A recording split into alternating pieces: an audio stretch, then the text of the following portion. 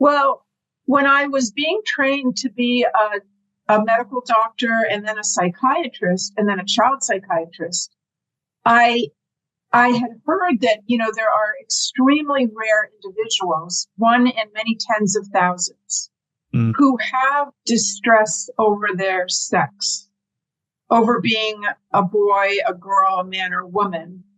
But I never imagined, and all the people that my friends and colleagues never imagined that we would actually come across such an individual because it was so very rare.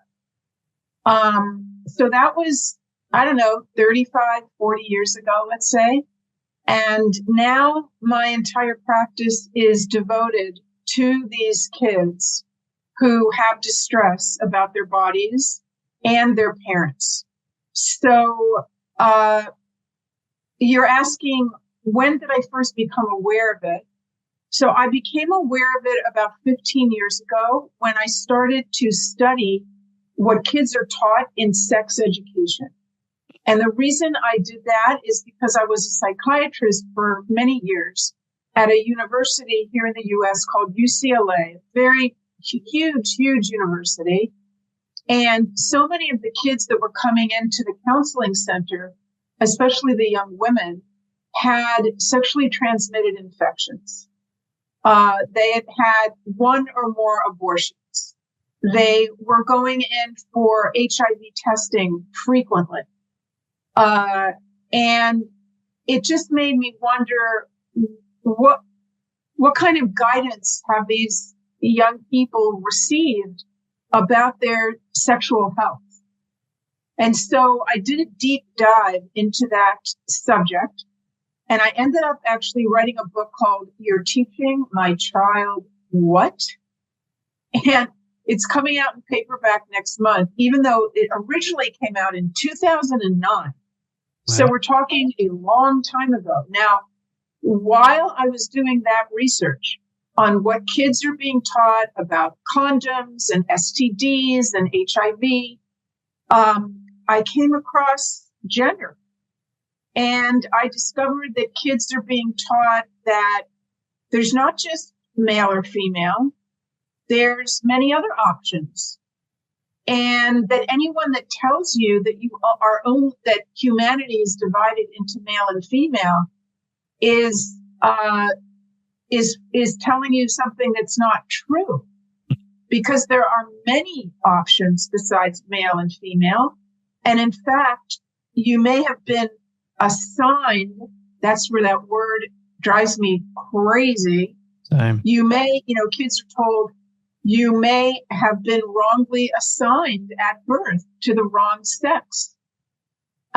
So I discovered it back then, and I was just astonished. I thought this was very bizarre.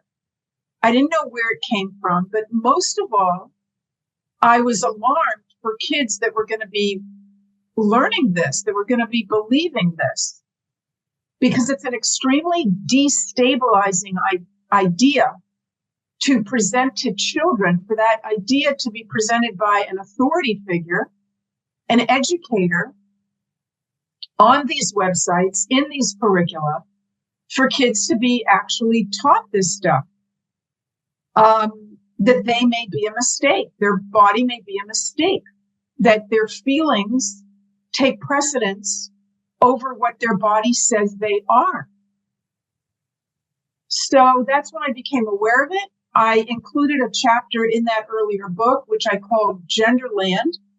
And that was sort of like a play on on Alice in Wonderland, because that's how I felt when I was reading this stuff and realizing that young kids are going to be exposed to these ideas.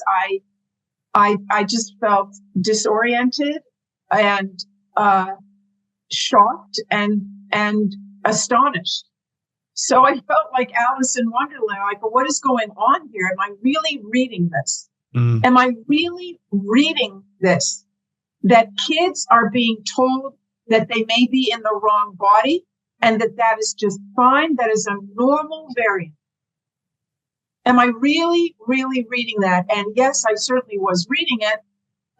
So So what I'm telling you now is that these ideas have been around a long time, but it's only because of the recent tsunami of cases, the exponential rise of young people, teenagers, young adults, who are suddenly declaring themselves neither male nor female, that our attention has been drawn to this. But I did warn parents a long time ago, sadly. The massive wave at the moment with this trans issue, with this whole notion that you're born in the wrong body. I mean, no child is born in the wrong body, but if you pass along that sort of information to a young, vulnerable child that is rather impressionable, if you confuse that child, and obviously this kind of information for them, they start thinking about it, they don't fully understand it at all. They just say it, and then the parents are going, well, it must be true. It must be so because my child has said it. And now we've got these adults somehow, in large part, I've noticed, and you've more than likely noticed this for yourself as well, they're now believing the child, and now the child is somehow the adult, and they're allowing that child to dictate everything that, well, who they are and how they're supposed to live life, which I think is absurd. But I wanted to ask you, is gender dysphoria, is that more of a social construct, or is it really something that goes on in the brain psychologically? Is it taught, or is it actually something that is wrong with the brain? Well, gender dysphoria is a discomfort with your sexed body. So it's a feeling of discomfort with secondary sexual characteristics such as breasts and genitalia, facial hair, broad shoulders, body hair, fat distribution, and so on and so forth. So it's that, and it's also a feeling of wanting to be perceived as not as the sex that you are. So a girl might wish to be perceived as a boy. She gets the idea that if only she could be perceived as a boy, she will feel more comfortable. She will feel more secure. That is her true self, so to speak. So gender dysphoria is a diagnosis in the psychiatric manual of mental disorders, the DSM. So to answer your question, it's a symptom. It's a symptom, much like, I compare it in the book to, for example, fever. Fever is a symptom, but it can be a symptom of many different conditions. It can be a result of an infection. It can be a result of dehydration. You can have an autoimmune disease. You could have cancer. Many different conditions can cause a fever. And we don't just lump everything together and say, well, every fever has to be treated in this way. And, end of story. Of course not. We have to dig into it. We have to look and find out what is the fever due to. So the reason I'm making that comparison is because gender dysphoria is also a symptom. And we have to look at it, and we have to get to know the person, the patient, and try and figure out what is causing it, what is behind it. Because anyone that wants to assume a new identity has a reason for that. Mm-hmm. It's a solution to some issue for them. It's a solution, and we have to ask, to what condition, to what situation is it a solution for them? Now, before I go on, though, I want to point out that there are, and I mentioned earlier, extremely rare individuals who have this symptom, and their lives are very difficult. And in the past, we generally categorized those people into two groups. I'm just speaking in broad strokes here. So they were two groups. One were little boys under the age of 7, often 3 or 4 years old, who would come to their parents and insist that they either are or they desperately want to be girls. So that was the first group. And the second group that we always knew about were middle-aged heterosexual men who enjoy cross-dressing. And at some point in their lives, usually after they've had families, been married and had families, they decide that they want to live life as a woman. So those were the two groups that we've always known about. Now, what happened, and I should say, regarding the first group of kids, the boys, the little boys, we know that if those kids are followed over time and they go through regular male puberty, the vast majority of them will outgrow their gender dysphoria. So between 60 and 90% of these kids, and some of them are girls, but the majority are boys, if they go through normal puberty, many of them will be gay or lesbian, but they will be just fine with their bodies, and they will no longer want to live as the opposite sex. So we've known that. So what's happened is that recently, starting around 2015 or maybe a few years before that, we began to see a remarkable increase in the number of kids who were identifying as transgender, but they were a different demographic. They were teenagers, and they were mostly girls. And they had a lot of pre-existing mental health issues, and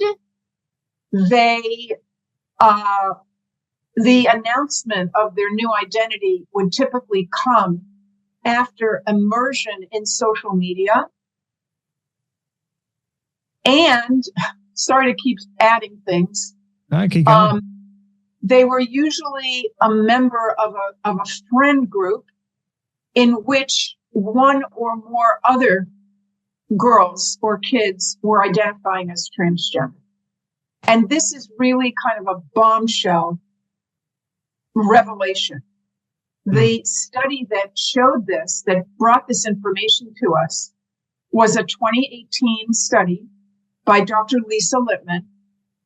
And she was able to, she did a survey of parents who gathered online to discuss what was going on with their teenage kids.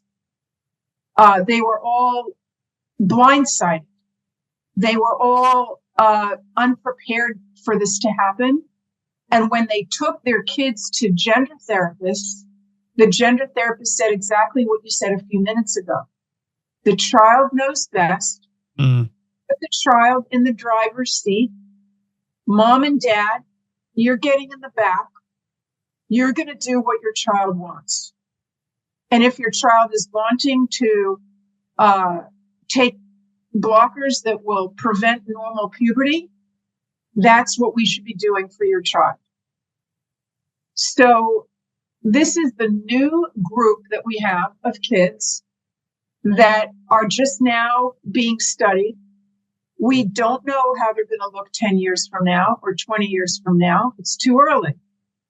But what we do know is that with the current narrative of gender affirming care, which is prominent and is the quote unquote the standard in the US, and I believe in Australia as well. Is that right? Yeah, it's fairly the same. Yeah.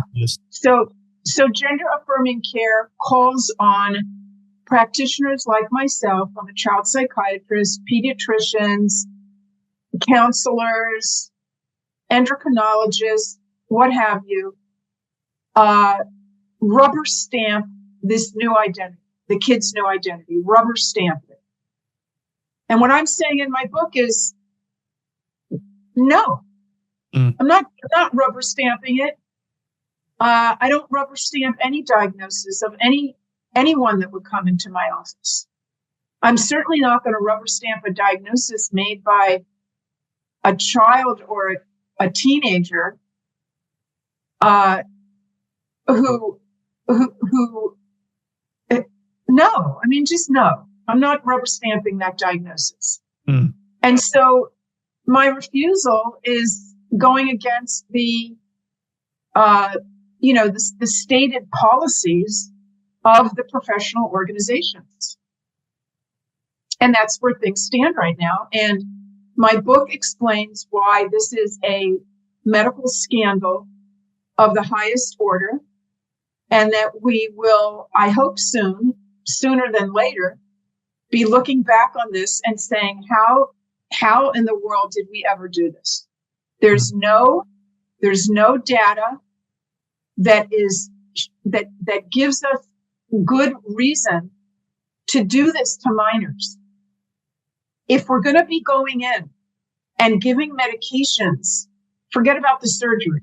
Let's just talk about the blockers and the cross-sex hormones, which can possibly sterilize the child, can create makes them into lifelong patients, lifelong consumers of pharmaceuticals. Yeah. Because once you go down this path and you have decided to live life as the opposite sex, in order to maintain that appearance, you must be a consumer of pharmaceuticals, estrogen, testosterone, and other medications for the rest of your life. So, there was a time when it was understood, right? We all agreed that we want to prevent unnecessary use of medications, let alone lifelong dependence. I thought that's a bad thing, lifelong dependence on medication. Didn't that used to be?